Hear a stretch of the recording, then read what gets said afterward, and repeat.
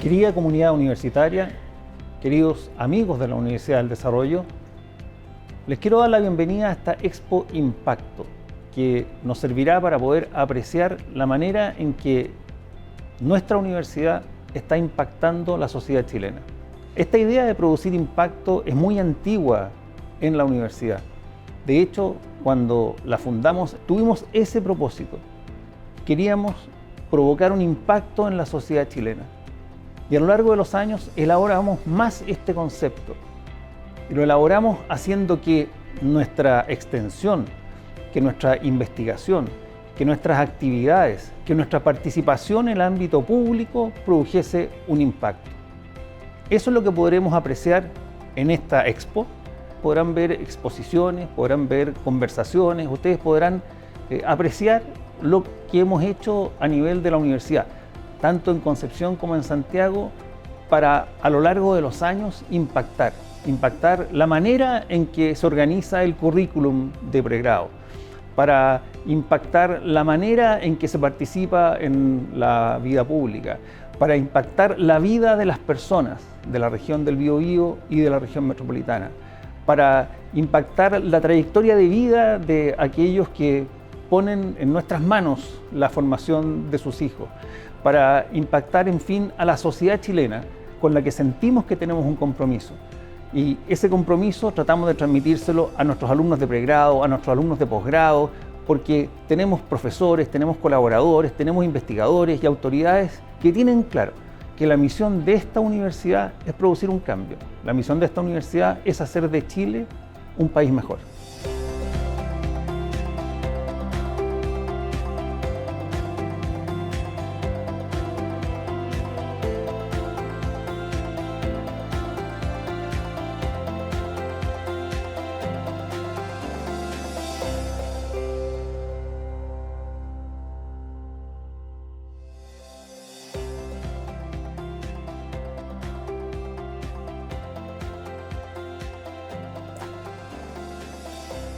Bienvenidos a este panel de Expo Impacto, en que abordaremos el tema de la Universidad del Futuro, casos de aprendizaje experiencial con impacto. Desde su fundación, la Universidad del Desarrollo ha crecido con los sellos de responsabilidad pública, de emprendimiento y liderazgo, los que siempre han permeado el currículum y la experiencia que la universidad ofrece a sus alumnos. Hoy, el aprendizaje experiencial, de hecho, es uno de los pilares del proyecto educativo UDD Futuro, donde se intenciona y gestiona aún más el impacto en la comunidad que pueden lograr tanto nuestros estudiantes como nuestros docentes y programas. En esta ocasión nos acompaña un destacado panel en que tenemos 3 invitados. En primer lugar tenemos a Pía Benoit, bienvenida. Gracias, Nani. Ella nos presentará sobre el Lab de Prospección Territorios Futuros. Pía es magíster en Comunicación Aplicada a la Universidad del Desarrollo, arquitecto de la Universidad Finisterra, coordinadora de vinculación con el medio de la carrera de publicidad de la Facultad de Comunicaciones de nuestra universidad y es docente tanto en programas de pregrado como en posgrado. Bienvenida, Pía. Muchas gracias. Luego tenemos también a Iván Alfaro, quien nos compartirá su experiencia en Semana I con un desafío sobre emprendimientos de base tecnológica llamado Chile Potencia de Emprendimiento en Salud. Iván es director de Innovación y Desarrollo Tecnológico, bioquímico, magíster en ciencias y PhD en ciencias biológicas. Muy bienvenido, Iván, a este panel. Gracias por la invitación. Y en tercer lugar, conectado de manera remota, estamos con Miguel Nazar, director de la carrera de Arquitectura de nuestra sede en Concepción, quien nos va a compartir su experiencia, la experiencia detonante Mirador Dañe Uñum. Miguel es arquitecto de la Universidad del Desarrollo, magíster en proyectos complejos de la Pontificia Universidad Católica de Chile, docente de diseño arquitectónico, composición y color y docente de composición plástica. Muy bienvenido, Miguel, a este panel. Muchas gracias, María Eliana. Y bueno, para empezar este panel, me gustaría invitar a cada uno de nuestros invitados a compartirnos un poco de cómo ha sido esta experiencia con impacto que ha desarrollado cada uno de ustedes. Y para empezar, Pía, me encantaría que tú pudieras contarnos cómo ha sido esa experiencia en el Lab de Prospección. Perfecto, muchas gracias, Nani. Bueno, dentro de los pilares de la UDD y del proyecto UDD Futuro está la interdisciplina, y dentro de la interdisciplina se sitúan los labs. Los labs son proyectos interdisciplinarios que contienen más de 2 carreras en el fondo, en torno a una misma temática, y se trabaja en general en torno a proyectos. En este caso, nosotros armamos un lab que dura un semestre, que se llama Lab de Prospección. La prospección tiene que ver con imaginar territorios futuros, por lo tanto se llama Lab de Prospección, Territorios Futuros. Invitamos también a participar a las carreras de Arquitectura, Ingeniería y Publicidad desde Chile. Hay un grupo interdisciplinario que, de las 3 carreras que está a cargo de esta experiencia en Chile. Y hablo de Chile porque también hay una instancia intermedia, que es un workshop que dura una semana, que lo vamos a realizar con la carrera de diseño con el TEC de Monterrey. Entonces, además de ser una experiencia interdisciplinaria, es una experiencia internacional. Entonces, bueno, como les contaba, tenemos 2 patas, la UDD por nuestro lado, donde trabajamos durante el semestre completo con nuestros alumnos de las 3 carreras, y tenemos una etapa que trabajamos con el TEC de Monterrey, que es un workshop que es una zona intermedia. ¿Cuál es el objetivo que tenemos con esto? Es tratar de imaginar posibles territorios futuros a raíz del análisis de la data actual, que se prospecta en el fondo, y eso nos propone escenarios futuros, y sobre ese escenario futuro podemos pensar en generar diseño de prototipos que puedan servir para esos escenarios futuros. Entonces se trabaja con metodologías asociadas a diseños especulativos, al diseño crítico, a la innovación, ¿cierto? Y tal como les comentaba, tenemos en este momento intermedio este workshop con las personas con alumnos de diseño, de la carrera de diseño del TEC de Monterrey, donde se trabaja específicamente en este prototipo, en la realización del prototipo que ya les voy a ir contando. Entonces, frente a ese escenario posible futuro, uno imagina un producto que pueda existir en ese escenario, y esta experiencia, al ser online, es muy bonito lo que pasa, porque frente a la imposibilidad en este momento por temas pandémicos de poder viajar o de poder hacer esta experiencia, son los alumnos que hicimos un sistema de poder hacerlo de forma online, donde empezamos a hablar en lenguaje común, y sobre ese lenguaje común se creó un prototipo para ese futuro. Y, por ejemplo, se crea entre los alumnos en esa instancia, pero después se imprime paralelamente en impresora 3D, tanto en Guadalajara, por ejemplo, como en Santiago de Chile, al mismo tiempo. Y cada uno tiene su prototipo, sin embargo lo están trabajando a distancia.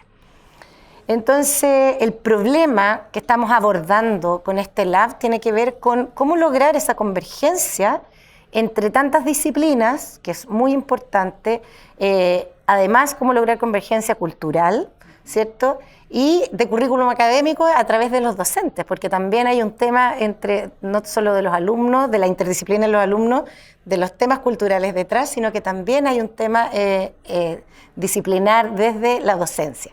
Así que ese es como el gran desafío que hemos tenido durante este periodo, y además lo bonito es que tiene que ser en torno a problemáticas que sean globales, pero a su mismo tiempo bajadas a lo local de cada uno de los lugares, ¿cierto? Entonces, esta aceleración de la transformación digital por temas pandémicos nos ha permitido que esto ocurriera, que probablemente hace 3 años atrás era impensado, no sé, que habláramos de un intercambio virtual, por ejemplo, era como que no lo teníamos en mente, ¿cierto? Así que, bueno, lo que queremos lograr con esto es desarrollar habilidades de pensamiento crítico, de visión global, de empatía, de comunicación, a través de la realización de estos casos y de la prospección, para que los alumnos sepan, en el fondo, el día de mañana, estos estudiantes, entender y empatizar con nuevos escenarios, pero que sí o sí sean de desarrollo sostenible, que es como la tendencia mundial donde estamos viviendo. Entonces, ¿cómo estructuramos esto? Se estructura en base a 3 grandes módulos dentro del semestre. Un primer módulo que tiene que ver con el modelamiento del problema complejo. Entonces se trabaja con mucha data, con análisis de Big Data, con metodologías que nos ayuden a eso. Obviamente son trabajamos en 4 equipos que trabajamos en torno a 4 problemas paraguas grandes, globales, como es, por ejemplo, los movimientos culturales, como es la digitalización, como es el cambio climático, por ejemplo, ¿cierto? Y cada grupo de alumnos interdisciplinar se hizo cargo de esos temas desde lo macro para entender desde la data qué podía arrojar y cómo eso se podía prospectar. O sea, en el fondo, claramente estamos viviendo en un mundo donde el tema del agua es fundamental, por ejemplo. Entonces, todas las discusiones que se han producido ahí son muy bonitas, porque estas son cosas que han ido quedando en el tintero, no son los resultados finales, pero, por ejemplo, decíamos ya, el cambio climático, crisis hídrica, nos vamos a quedar sin agua, sin duda. De aquí a un tiempo más, o sea, nosotros prospectamos a 50 años, 100 años, probablemente el tema del agua va a ser, pero totalmente crítico. Entonces, uno se empieza a cuestionar muchas cosas, como desde el uso del agua, cuánta cantidad de litros de agua usamos, etcétera, cómo podemos acceder a ella, pero también las experiencias con el agua, como por ejemplo, probablemente las áreas verdes van a desaparecer. Entonces, ¿cómo repensamos las áreas verdes? ¿Qué van a hacer las áreas verdes? ¿Qué contiene el área verde además de pasto, por ejemplo? ¿Qué es la sombra? ¿Cuál es el concepto de sombra? ¿Qué es lo que ocurre en las áreas verdes? Entonces, pasa que, por ejemplo, ya hay que repensar las áreas verdes. A lo mejor hay que pensar en grandes sombreaderos urbanos, que no van a ser árboles porque no vamos a tener agua. Entonces, viene un cuestionamiento y, por ejemplo, pensábamos que la experiencia de pisar el pasto a pie pelado es muy rica y a lo mejor eso se va a perder. Entonces, ¿cómo logramos eso? Y una de las, por ejemplo, de los prototipos que quedó ahí en el camino, pero que lo pensamos, era generar una sandalia que tuviera pasto y que uno pudiera mojar solo ese pedazo para no perder la experiencia de pisar el pasto. O sea, ese tipo de ejemplos son las conversaciones y las cosas que van apareciendo.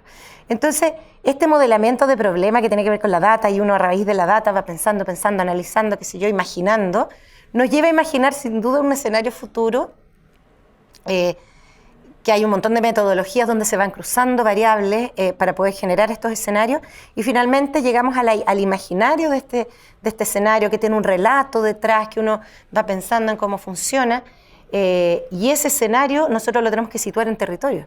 Entonces ahí entra cómo funciona el territorio, cómo ese escenario funciona en este territorio, funciona en territorios internacionales, y sobre ese escenario es cómo nosotros creamos el souvenir que nosotros vamos a diseñar para poder, es como si yo tuviera que ir al futuro, ¿qué me traería de vuelta? ¿Cierto? Ese es un poco, y en eso trabajaron los alumnos en este workshop con el TEC de Monterrey, específicamente con la carrera de diseño, que fue muy lindo porque nos ayudaron montones a llevar a forma, a poder diseñar en un modelo 3D, en el fondo, este prototipo que se iba a usar, y después se imprimió acá y duró 4 días. Y fue muy lindo porque trabajamos en conjunto también con los docentes, con monitores de allá. Entonces, fue más que un trabajo como de enseñanza a los alumnos, fue un trabajo en equipo, en conjunto con ellos. Además, tuvimos charlas espectaculares durante esos encuentros. Fue un encuentro de 4 días, de 6 horas, 3 horas sincrónicas y 3 horas asincrónicas de parte de los alumnos, encuentros con los decanos de las carreras, pensando también en cómo venía este futuro. Entonces nos situamos en un mundo de imaginación muy bonito, donde todo es posible y todo podía pasar, pero que en el fondo esto viene sentado de pilares que son investigación de ahora y que van a ser tendencia en el fondo. Así que, bueno, esa es un poco la experiencia. Trabajamos también con plataformas online, como Miro, por ejemplo, que nos ayudaba mucho. Además de trabajar con Zoom en la sala, los alumnos estaban trabajando desde Miro para poder como llevar a cabo de forma más, igualmente es digital, pero en el fondo uno puede llevar gráficamente, ¿cierto?, lo que se está pensando. Entonces tuvimos también instancias presenciales, tanto allá como acá, donde los alumnos nos encontramos online, pero en el fondo ellos se pudieron ver por primera vez porque este curso se dicta online. Entonces, por primera vez también ellos se encontraron, fue muy bonito. Y por ejemplo, en casos como en el cambio climático, prospectaron escenarios donde el agua se acababa, y por lo tanto la temperatura en la corteza terrestre aumentaba, pero a 60, 70 grados, que era invivible. Por lo tanto, la forma de entrar a ese espacio es hundiéndose. Entonces, en 100 años más nosotros vamos a estar viviendo a 200 metros bajo tierra, que es el lugar donde hay 18 grados. Por lo tanto, empiezan a imaginar, y el imaginario lleva a pensar cómo son las redes de ventilación, por ejemplo, de esto, y qué ocurre con la alimentación. Sin duda, si se pierde lo verde, se pierde la alimentación. Entonces, todo un replanteo con eso, y generaron unas especies de invernaderos portátiles que uno va llevando para poder alimentarse, y uno va cultivando lo propio, y la forma de sacar el agua son unas pulseras que se expanden en la piel y van absorbiendo la misma transpiración de uno, y con eso se riega. Entonces hay una serie de pensamientos que son maravillosos al respecto de esto, de todas estas como vidas en comunidad que vamos a tener el día de mañana, donde uno puede colaborar, etcétera. Así que, bueno, estamos en eso. Todavía nos queda este proyecto, lo estamos terminando, termina ahora en diciembre, así que ahí vamos a tener resultados más específicos, pero hasta ahora la experiencia ha sido sin duda maravillosa. La vamos a repetir de todas maneras. Logramos por esta primera experiencia, que fue un piloto, tener a 24 estudiantes, tanto de Chile como de México, viviéndola, más de 6 profesores, también extranjeros y de distintos ámbitos. Y como producto final tenemos, o sea, como resultado, es esta narrativa del escenario futuro y la posibilidad de poder tener tangibilizado ese producto futuro. Para adelante ya estamos en conversaciones de acuerdos de colaboración con el TEC para poder continuar con este proyecto a mediano y a largo plazo. Y sin duda esto es una diferenciación con las experiencias tradicionales de aprendizaje de los alumnos, que nos llevan es como el puntapié inicial para poder desarrollar muchas más experiencias de este tipo, que por ahora quedaron como experienciales, pero en el fondo es la forma de educar en el futuro, salirse del aula tradicional y poder llegar a eso. De todas maneras, y nos dejas muy expectantes de ver esos resultados que describes, que hace un tiempo parecerían de ciencia ficción, pero que, dadas las discusiones que están existiendo hoy en día en eventos como COP26, por ejemplo, son sumamente atingentes. Así que gracias por compartirnos esta iniciativa. Después vamos a dar paso a algunas preguntas para profundizar, pero quisiera darle la palabra ahora a Iván, quien nos va a compartir otro tipo de experiencia en otro contexto, que tiene que ver más con la experiencia extradisciplinar de Semana I, con este desafío de Chile Potencia de Emprendimiento en Salud. Así que por favor te dejo la palabra para que nos cuentes cómo ha sido esa experiencia, Iván. Partiendo un poco del fundamento donde nace el desafío, ¿no es cierto?, de Semana I. Yo formo parte de la Facultad de Medicina de la Universidad del Desarrollo, Clínica Alemana, y tenemos un compromiso bien alineado con una visión y misión institucional, que esencialmente también mover un poco la ciencia hacia la innovación. La ciencia que se produce en la Facultad de Medicina, nosotros tenemos un centro que es el Instituto de Ciencias e Innovación en Medicina, que está esencialmente focalizado a generar investigación científica de impacto para algunas problemáticas específicas en salud que son relevantes tanto para la población chilena, pero también para el mundo. Y dentro de ese esquema de empujar la innovación en la facultad y nuestro instituto, tenemos como uno puede identificar dos formas de captura de valor en la innovación de base científica. Una es, ¿no es cierto?, las patentes y los licenciamientos de esas patentes. Y el otro es el emprendimiento de base científica y tecnológica.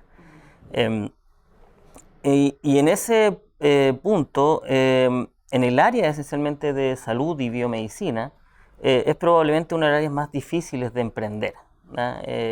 Porque son procesos relativamente largos. Los procesos de desarrollo tecnológico requieren tiempos, digamos, que exceden los 5 años, a veces 10 años, para llevar un producto al mercado. Y las rondas de inversión son relativamente grandes, son difíciles y son, digamos, de volúmenes mucho mayores de los que puede, por ejemplo, tener una innovación en el área digital, digamos. Y eso, de alguna manera, se ha palpado en el ecosistema de emprendimiento nacional de base científica y tecnológica. Pero no existía todavía un diagnóstico acerca de cuáles son las principales brechas realmente que esta área del emprendimiento, ¿no es cierto?, basado en ciencia y tecnología, tiene para desarrollarse en Chile. Y tenemos una cosa media dicotómica, porque yo siempre he dicho que Chile es como un país de poetas y biólogos, ¿ya? Porque en realidad tenemos muchos científicos en Chile, especialmente en el área de biología, del área de biomedicina, y tenemos una gran masa crítica de gente extremadamente muy bien preparada, pero todavía no podemos saltar, ¿no es cierto?, con esa masa crítica a tener, digamos, resultados importantes en innovación y específicamente en el emprendimiento base científica. Es muy extraño también porque las estadísticas muestran que el tercer tipo de emprendimiento de base científica en Chile es del área de salud y biomedicina. Primero está el área digital, ¿no es cierto? Tenemos también el área que tiene que ver con la parte más extractiva, ¿no es cierto? Pero también tenemos innovaciones en esa área. Y ha sido un proceso, digamos, lento, ¿ya?, en el país para de alguna manera capitalizar esa formación que tenemos en capital humano. Y yo creo que es porque tampoco no conocemos bien esas brechas que son necesarias para llegar a hacer emprendimiento. Entonces, nosotros tenemos este compromiso de poder empujar desde nuestros alumnados de la Facultad de Medicina, pero también de otras facultades que quieran hacer, digamos, algunas innovaciones en el área de salud, de poderle darles, ¿no es cierto?, herramientas a esos alumnos eventualmente para que parte, ¿no es cierto?, de su desarrollo profesional sea el realizar emprendimiento, ¿no? Y sabemos ya, casi hace 20 años, nosotros pensábamos que íbamos a salir de la universidad y alguien, una empresa establecida, ¿no es cierto?, nos iba a dar trabajo, íbamos a estar en esa empresa, que sé yo, 20 años trabajando, nos íbamos a jubilar. Esa era un poco la visión hace 20, 30 años. Pero yo creo que una de las principales cambios que ha habido es que ahora el alumnado, ¿no es cierto?, se proyecta esencialmente como un potencial emprendedor a futuro, como parte un poco de su futuro profesional. Y queremos darles estas herramientas a los alumnos. Y la Semana I fue esencialmente una muy buena oportunidad. Yo es primera vez que participo en Semana I y me fascinó, digamos, un montón de cosas del programa. Primero, el hecho de que uno pudiese captar estudiantes de distintas facultades y generar grupos interdisciplinares de pregrado. Entonces, teníamos distintos grupos formados por 5 alumnos, se inscribieron 25 alumnos, y formados por estudiantes de medicina, tecnología médica, ingenieros industriales e ingenieros comerciales, estudiantes de distintas carreras en distintos grupos, aportando desde sus conocimientos a resolver parte de los desafíos. Y la dinámica más o menos fue así. Nosotros lo que hicimos fue inscribir o reclutar a 15, bueno, fueron 18, pero participaron 15 CEOs de emprendimientos de base científica tecnológica que ya están relativamente establecidos, ¿verdad?, dentro de los cuales habían, por ejemplo, proyectos que habían sido recientemente adjudicados por el programa Startup Ciencia de la NID, y otros emprendimientos que incluso estaban un poco más formalizados, como el caso de Praxis, que ya es una empresa que tiene oficina en Estados Unidos, en distintas áreas que eran, por ejemplo, de diagnóstico, en áreas de salud digital, de dispositivos médicos y también en áreas terapéuticas. Y juntamos a estos emprendedores, ¿verdad?, e hicimos que los alumnos hicieran grupos donde entrevistaban directamente a estos emprendedores y precisamente cuál fue tanto sus problemas como o desafíos para lograr el emprendimiento, ¿no es cierto?, para llevarlo a cabo, en qué problemas estaban actualmente en su etapa de desarrollo, pero también algo que fue súper enriquecedor y que nació directamente en las preguntas de los alumnos, era compartir la experiencia personal del viaje del emprendedor en el área científica y tecnológica con los alumnos. Y lo que hicimos fue, en principio, bueno, acompañado siempre con Daniela Soto, que nos acompañó mucho con el área, digamos, de elaborar las entrevistas y esencialmente cómo sintetizar la información finalmente para llegar a una proposición digamos, de modelos de cómo cubrir estas brechas. Finalmente, las preguntas fueron hechas por los alumnos, ¿verdad? Y pudimos recoger los dolores, ¿no es cierto?, y las necesidades que tienen estos emprendedores que son muy especiales, son muy distintos a otro tipo de emprendedores. El emprendimiento base científica y tecnológica tiene complejidades mucho más diferentes o muy diferentes a otros tipos de emprendimiento. Y también que ellos pudiesen conocer este viaje experiencial de estos emprendedores y empaparse de eso, y muchos de ellos quedaron muy ilusionados, vieron que en ese contacto con los emprendedores, ellos podían también imaginarse en el futuro en ese tipo de salida profesional. Yo creo que eso fue súper enriquecedor para que ellos palparan directamente con quien está viviendo la experiencia, ¿no es cierto? Y proyectarse en el futuro ellos mismos como emprendedores en el futuro. Eso en general yo creo que también Semana I, aparte de esta, digamos, plataforma para hacer trabajo interdisciplinar, yo creo que también da la posibilidad de que en muy corto tiempo, porque esto es una jornada que dura 3 días, y con un trabajo súper intenso que dura prácticamente la jornada completa en los 3 días, uno puede obtener resultados, digamos, si es que uno diseña bien el programa, eh, cuantificables en corto plazo. Entonces estos 3 días nosotros pudimos sacar conclusiones acerca de cuáles eran las principales brechas que tenían estos emprendedores científicos y al mismo tiempo que los estudiantes en esos 3 días pudiesen proponer soluciones que algunas fueron sumamente innovadoras y probablemente podamos proyectar en el futuro como algo que podamos implementar. Bueno, qué fascinante experiencia la que nos compartes, Iván, en este desafío de Semana I, y me llama la atención el impacto que eso puede tener más allá de los resultados en sí del desafío, en la formación de nuestros estudiantes que todavía están en fases tempranas de sus estudios y que pueden proyectarse a futuro desde esta lógica de la interdisciplina y ampliando el espectro en el cual ellos pueden desempeñarse a futuro. Así que muchas gracias por compartirnos esa experiencia interdisciplina. Y por último, en este panel, y no menos relevante, es la experiencia que nos viene a compartir Miguel Nazar. Es una experiencia que ocurre dentro del ámbito disciplinar, pero que también tiene un potencial de impacto tremendo. Miguel nos va a compartir su experiencia detonante Mirador Dañe Uñum. Así que te dejo con la palabra, por favor. Estamos expectantes de escucharte. Muchas gracias, María Eliana. Voy a compartir una presentación breve.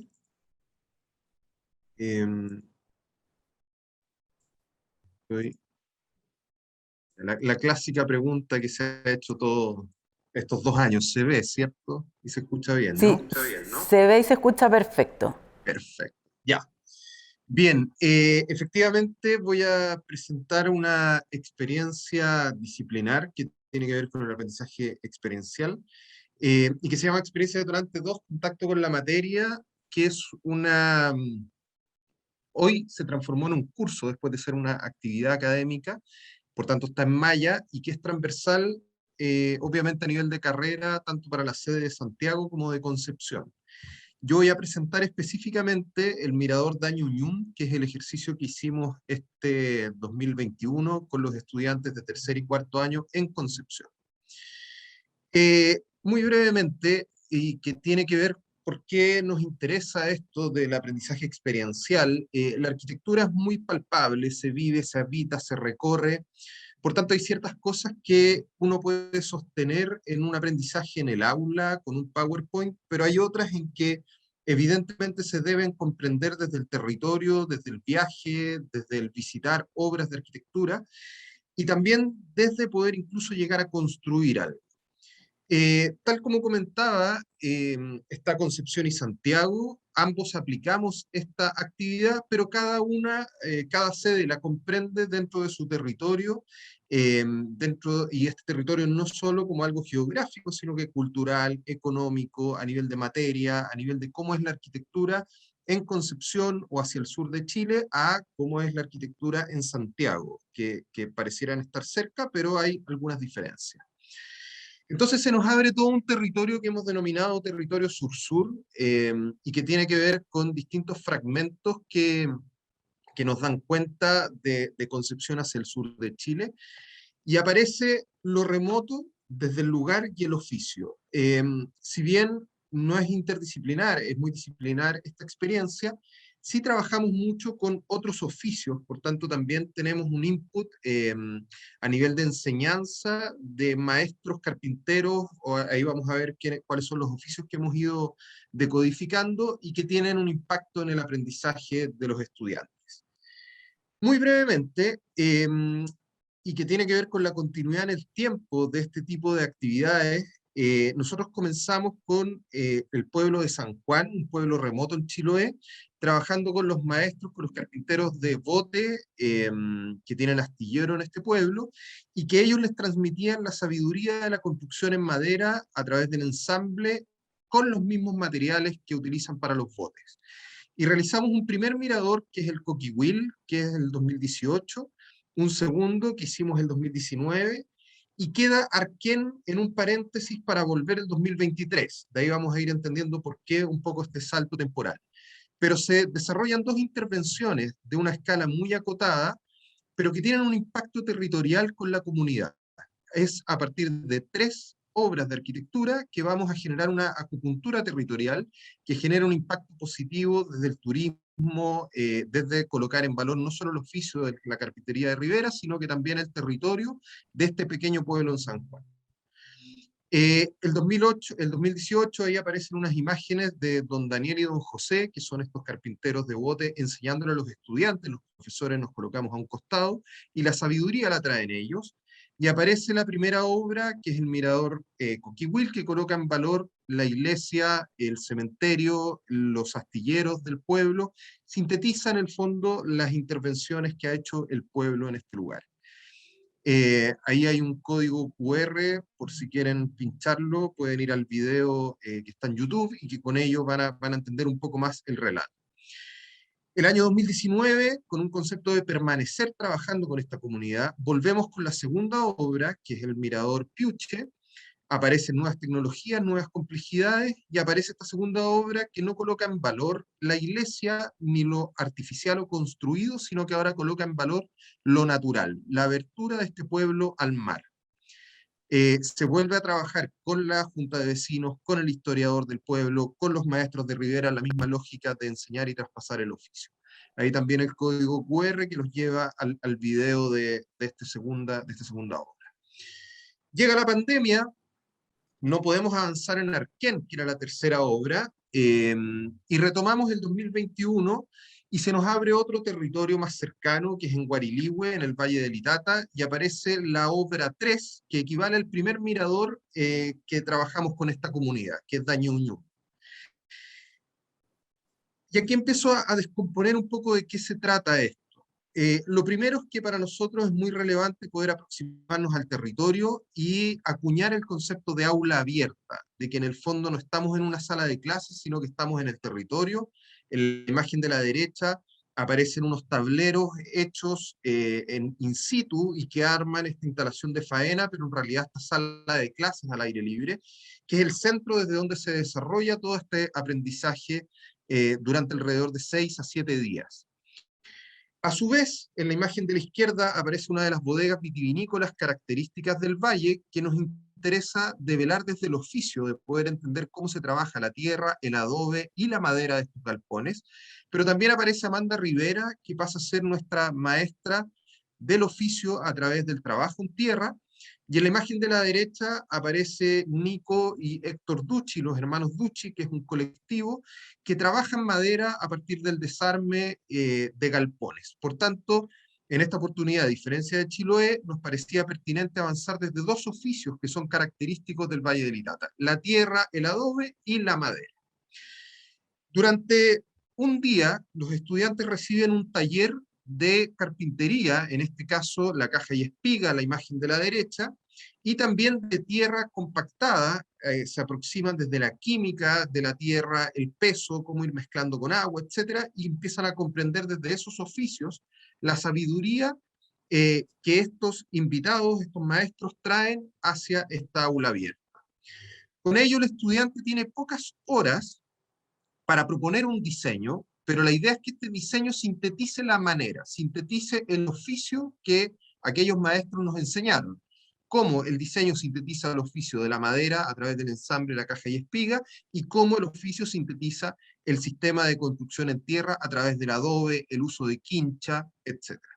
Cuando aparecen estas propuestas, que tienen 4 horas para proponer en el dibujo, rápidamente se mezclan las propuestas que llegan y se define un diseño común que coloca, insisto, en valor aquellos oficios. Y se empieza a trabajar sistemáticamente con cuadrillas de estudiantes que están a cargo de fundaciones, que están a cargo de caja y espiga, de ir a recolectar tierra, de ir a reciclar adobe, en este caso de una cocina que habían demolido en un terreno cercano, y empiezan a construir esta pieza que tiene vínculo con la comunidad. En este caso, a diferencia de Chiloé, que trabajamos muy directo con la Junta de Vecinos y con el historiador del pueblo, aquí trabajamos con la Fundación Paisaje Cultural, con Nicolás Cañas y con la comunidad de Guarilihue, y quienes nos iban orientando también en ciertas condiciones relevantes para poder hacer pertinente esta intervención. Cosas interesantes que traen los hermanos Tucci desde el oficio y que los estudiantes lo aprenden, es que este mirador se construye sin ningún clavo, sin ningún perno, es solo ensamble, solo encajes de madera.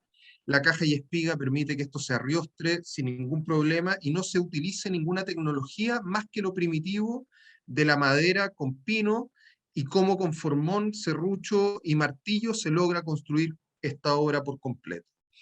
Ahí aparece el equipo de tierra trabajando con estos adobes reciclados, armando las quinchas con estas ramas y estos marcos, y empiezan a coordinarse con el equipo de madera para que en el fondo el diseño sea articulado, pero también las etapas de intervención sean articuladas. Es decir, necesito que la madera, el piso de madera esté construido para poder entrar con el muro de adobe, que pesa 600 kilos, que están sostenidos por esta madera, y con ello empezar a articular. Trabajamos sin electricidad, nos interesaba ir a lo análogo, a lo más primitivo, en esta condición de no usar perno, pero tampoco utilizar ningún alargador. Todo esto se hizo absolutamente análogo. Y con ello esta aula abierta se empieza a enriquecer, empieza a colocar en diálogo el punto de encuentro con la comunidad, empieza a colocar en diálogo el aprendizaje, y empieza a hacer aparecer la obra no solo como el mirador en sí mismo, sino que como esta relación de territorio, que es lo que se busca colocar en valor, del oficio, del aula abierta, y empieza a construirse esta obra 3, que es el mirador Daño Ñum. Aparece el nombre cuando le pedimos a la fundación, como representante de la comunidad, que nos proponga un nombre a todos los estudiantes y profesores, y ahí en común acuerdo se llega a definir cómo se llama este mirador, y se llama Daño Ñum, que significa mirador de aves, entendiendo que enfrenta a un bosque de árboles nativos que es muy bonito porque está en pleno silencio y se escucha el silbido de las aves, y desde ahí se bautiza como Daño Ñum. Y aparece esta pieza que, insisto, no tiene ningún perno, completamente ensamblada, que busca colocar en síntesis lo que son los galpones vitivinícolas en este lugar, el oficio vitivinícola, a través de la inclinación de cubierta, recoge la condición del adobe, pero con una mirada un poquito más contemporánea, la quincha y finalmente la pendiente, y colocar en valor la vista de este territorio. Hay algunas otras imágenes de la obra terminada. Esto se desarrolló, en principio eran 5 días, como el sistema, y esto es algo muy bueno y me parece que debe aparecer en los sistemas de enseñanza y aprendizaje. Nosotros calculamos que esto se iba a demorar 5 días, terminamos demorándonos 8 días, tuvimos que volver, porque el sistema constructivo de la caja y espiga y del ensamble era tan preciso que tomó otros tiempos distintos a los de Chiloé. Para finalizar, voy a mostrar 2 videos muy breves, uno testimonial de un estudiante y otro que sintetiza en el fondo la imagen del proyecto. Muy cortito, marca la obra número 3 en el Valle del Itata de Guarilihue. Nos interesa el concepto de permanecer trabajando con esta comunidad, no ir a construir un año y no volver más. Por tanto, aparece la obra 4, que se va a desarrollar el 2022. Volvemos el 2023 a Chiloé a cerrar esta triada que ya está comprometida con la comunidad de Chiloé y ya tenemos el terreno y etcétera. Y volvemos el 2024 con la obra 6, para concluir un sistema de 3 miradores o piezas, que no sabemos si el próximo año será mirador, que aportan a este territorio desde pequeñas obras de arquitectura. Y el concepto de permanecer y tener esta intervención territorial. Esta imagen me parece muy relevante. Otra cosa que nos parece que debe ir en este tipo de actividades es entender no separadamente a los profesores, a los estudiantes, sino que todos son un cuerpo de escuela, todos somos un cuerpo de escuela, y presentamos los nombres de esta manera, donde están todos, digamos, mezclados como un cuerpo, entendiendo que este tipo de actividades horizontaliza absolutamente la manera en que se enseña, la manera en que se aprende y la manera en que todos padecemos la materia y el territorio. Video de 30 segundos y cierro con el testimonio del estudiante, que son 1 minuto más.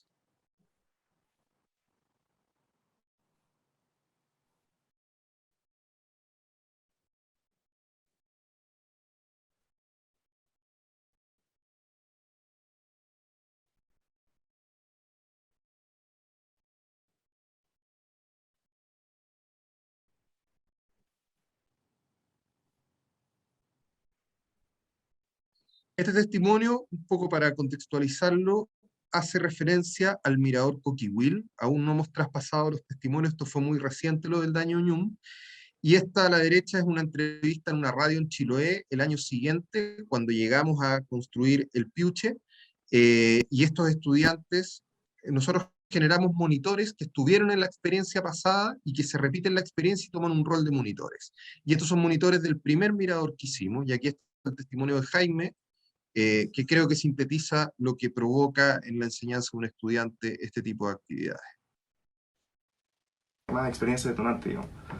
Pero el año pasado me pasó algo muy particular que luego de estar construyendo con todos mis compañeros, hacer este trabajo en equipo, esta sinergia, dormir poco, trabajar mucho, siempre feliz, tirando la talla, el momento en que terminamos, y estábamos súper apurados, nerviosos de que no íbamos a terminar, cuando terminamos y don Armando con su señora se suben a este mirador y nosotros bajamos todos a tomarles fotos, y les tomo una foto particular ahí donde salen como enmarcados en este mirador. Ahí yo recién hago un clic, hago un switch y me doy cuenta por qué se llama experiencia detonante. Entonces ahí me acuerdo que subí la foto a redes sociales y puse una frase que para mí es muy significativa y es para mí personal, no sé si a los demás les dará de otra manera, pero puse la experiencia, el mirador, la construcción, el detonante, ellos. Refiriéndome a don Armando, porque a mí personalmente lo que más me tocó fue la reacción que tuvo la gente. Muchas gracias.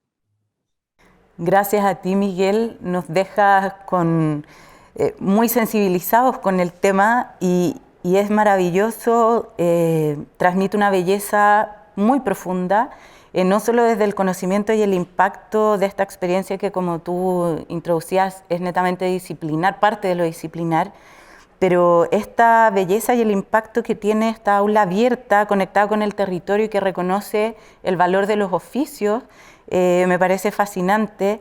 Y este impacto que tiene el concepto que tú describes de permanecer, que habla tanto del compromiso de nuestros alumnos, de nuestros docentes con las comunidades con las que nos vinculamos, va muy en consonancia con esta Expo Impacto que habla justamente de todos los niveles a los cuales va impactando la formación y el proyecto educativo de la Universidad del Desarrollo. Así que muchísimas gracias por compartirnos esta experiencia que trasciende profundamente simplemente el ejercicio arquitectónico y de construcción de una solución. Así que muchísimas gracias. Creo que esta presentación y las de todos nuestros invitados nos dejan llenos de preguntas y quiero abrir esta parte que ya tiene que ver más con preguntas específicas que los invito a que cada uno pueda ir compartiéndonos su mirada sobre el tema. Y la primera pregunta la quiero dirigir a Pía. Quisiera saber cómo percibes tú que ha sido la recepción de los estudiantes hacia estos desafíos y contextos reales que les proponemos en cada una de las instancias que hemos presentado, en particular la tuya. ¿Y qué diferencias, si es que las has podido percibir, se han apreciado respecto a otros cursos que tal vez no tienen este guiño de vinculación con el medio tan potente como el que tú nos describiste? A ver, de partida creo que el tema de la vinculación con el medio, que también es otro de los pilares de la universidad, es tremendamente relevante. O sea, vincularse con ámbitos reales de trabajo desde los primeros años de la carrera van ayudando al alumno a generar un currículum previo, en el fondo, porque uno estaba acostumbrado, en nuestra época, nosotros salíamos de la universidad y armábamos nuestro currículum, ¿cierto? Hoy día no. Hoy día el alumno lo va armando en la medida que va pasando y va cursando. Y todas estas experiencias son parte de ese currículum y son parte de lo que ellos también pueden aportar como en torno a ese aporte social, a problemáticas sociales y a plantearse frente a eso. Y yo creo que estas experiencias o este tipo de forma de educar, si bien ha costado que entre, yo creo que ya llegó para quedarse. Es la forma de educar en el futuro.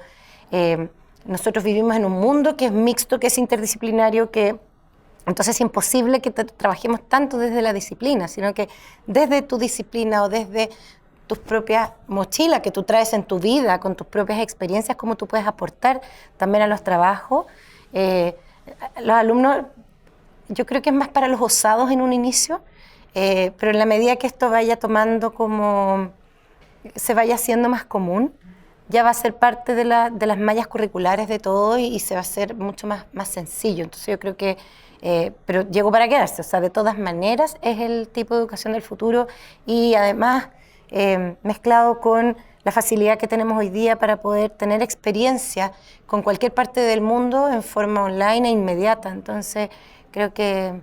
Y ahí la receptividad que ha tenido por parte del alumnado esta propuesta, ¿cómo la percibe desde ese lugar? Mira, una vez que al alumno le cuesta, es más reacio a entrar. Hay que hacer una campaña inicial muy fuerte, muy potente para poder convencerlo.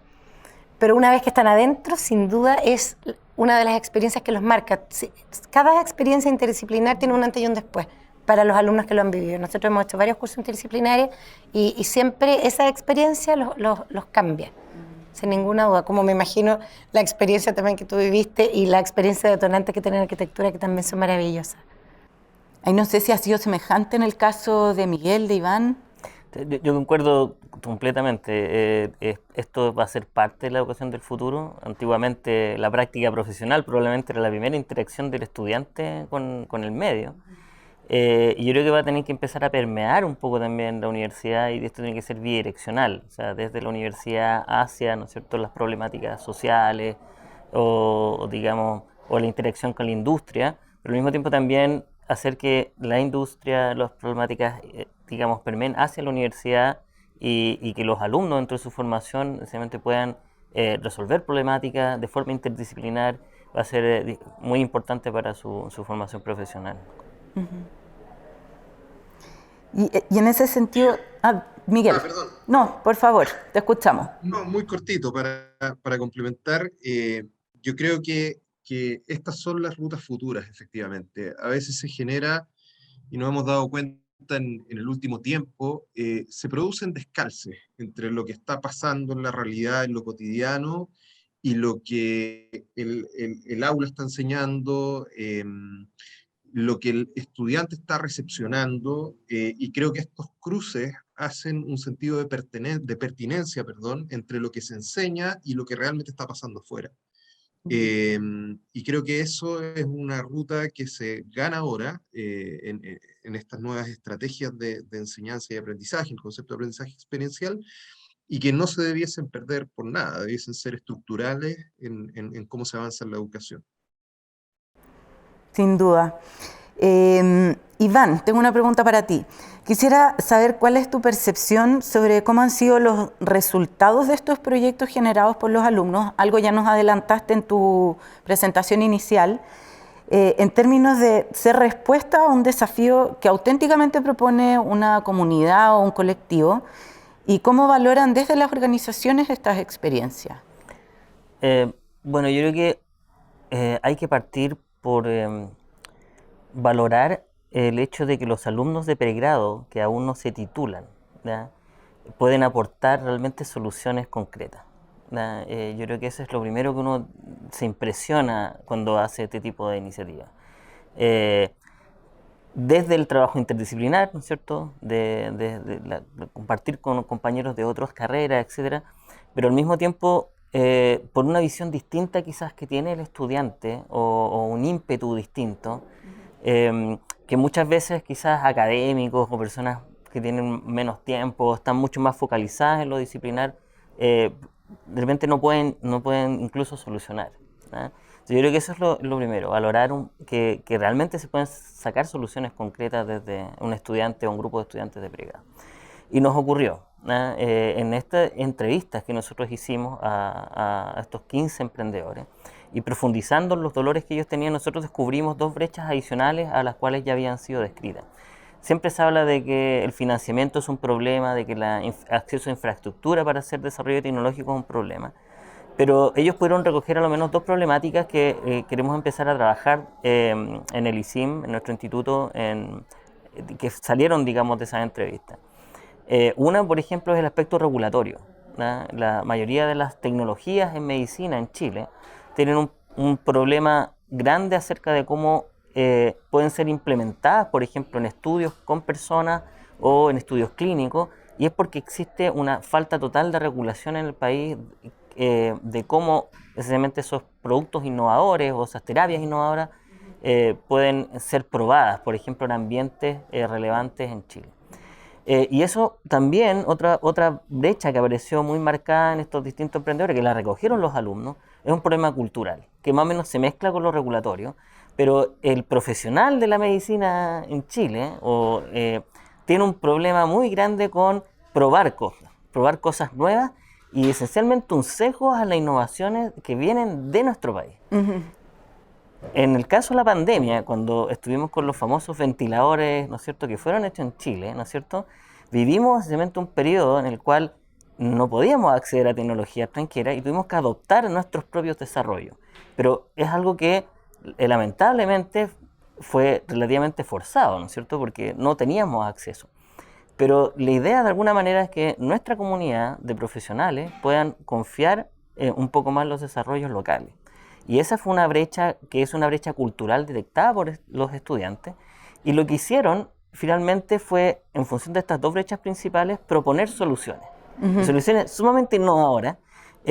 Por ejemplo, en cosas que uno desde una visión más clásica imagina que pueden ser muy, muy disruptivas, pero hablan de hacer una especie de Tinder, ¿ya?, entre usuarios de tecnología y desarrolladores de tecnología, donde esencialmente uno pudiese conectar, por ejemplo, también, digamos, inversionistas con desarrolladores, con usuarios, y simplemente generar comunidades virtuales donde ellos pudiesen, de alguna manera, también hacer un poco de difusión acerca de las tecnologías y cuáles han sido todas las validaciones que tenían, etc.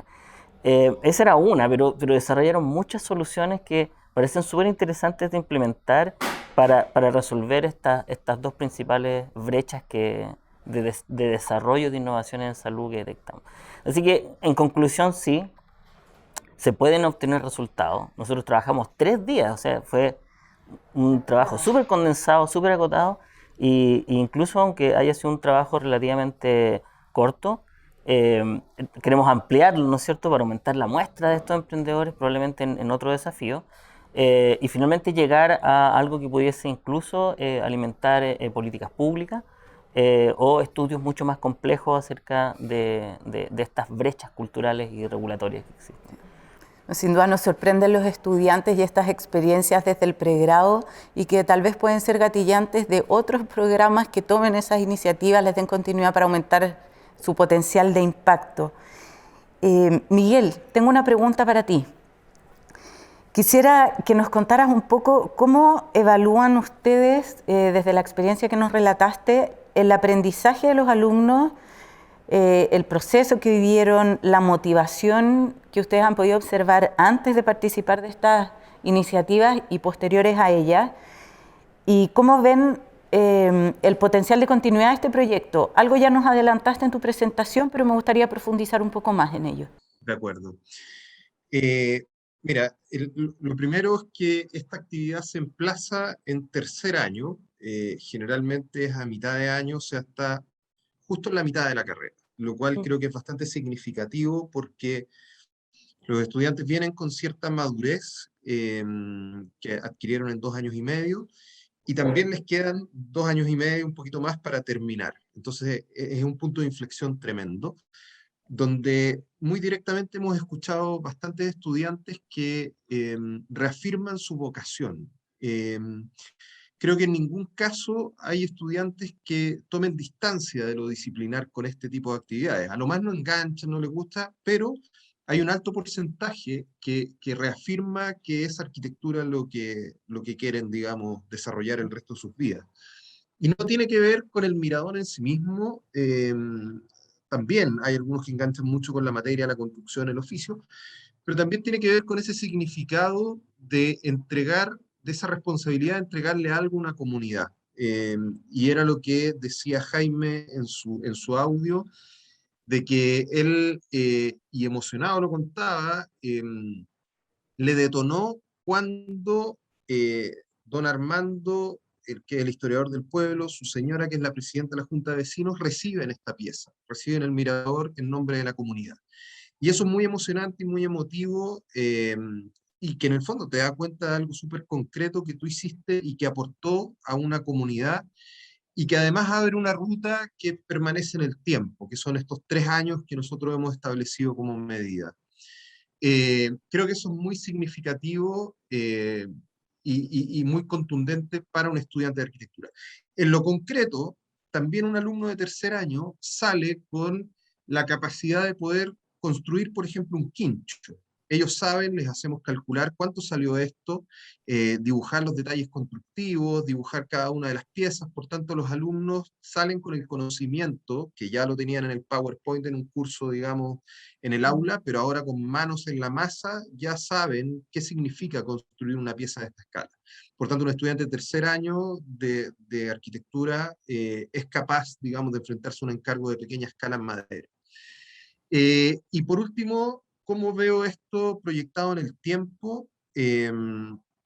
Yo creo que, evidentemente, lo conversábamos antes, el aprendizaje experiencial es una ruta que es fundamental incorporar en los currículum, en los modelos educativos como algo estructural, y en particular con esta actividad nos interesa el permanecer, porque nosotros la primera cosa que hacemos cuando llegamos a un lugar en una segunda obra, y lo vamos a hacer en la tercera, es ir a diagnosticar cómo quedó la pieza a 1 año de vida. Y la primera tarea es arreglar aquellas cosas que se destruyeron o que no quedaron bien construidas y qué sé yo, y el primer día es arreglar eso.